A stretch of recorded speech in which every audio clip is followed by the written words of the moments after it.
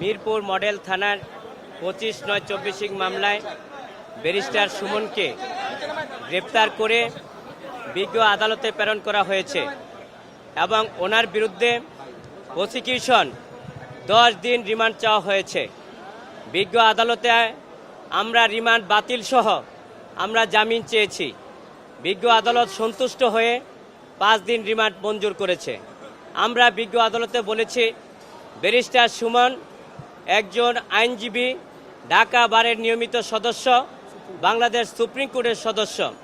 উনি অত্যন্ত মেধাবী ছাত্র হিসাবে ঢাকা বিশ্ববিদ্যালয়ের ছাত্র পড়াশোনা করার পরে উনি ইংল্যান্ড থেকে ব্যারিস্টারি পাশ করে আইনে উনি নিউ ক্লাব আইনে উনি পেশাতে উনি সর্বজন স্বীকৃতি হিসাবে অন্যায়ের প্রতিবাদ করে সব সময় উনি করে আসছেন এবং মানুষের এই ক্লান্তি লগ্নে এমনকি উনি যদিও আওয়ামী মাইন্ডটির হয়ে থাকেন কিন্তু আওয়ামী লীগ সরকারের দুর্নীতির বিরুদ্ধে এবং মন্ত্রীদের বিরুদ্ধে এবং সব সময় অন্যায়ের বিরুদ্ধে উনি কথা বলে গিয়েছেন।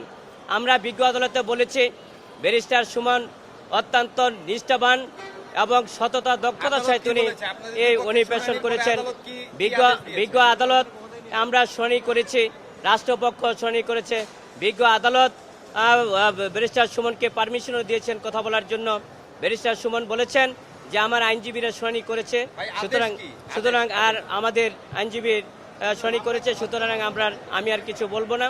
শুধু আমরা বলেছি যে ব্যারিস্টার সুমন এই মামলার ঘটনার সাথে কোনো সম্পৃক্ত না এবং এই ঘটনার সাথে উনি কোনোভাবেই জড়িত না।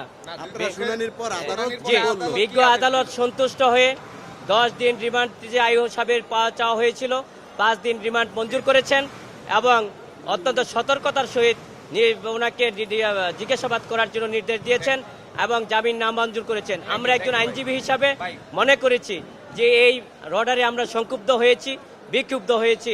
আমরা এই রায়ের বা অর্ডারের এগেইনস্টে আমরা উচ্চ আদালতে যাব এবং উচ্চ আদালতে সাবমিশন রাখবো। আমরা আশা করি উচ্চ আদালতে আমরা ন্যায় বিচার পাবো।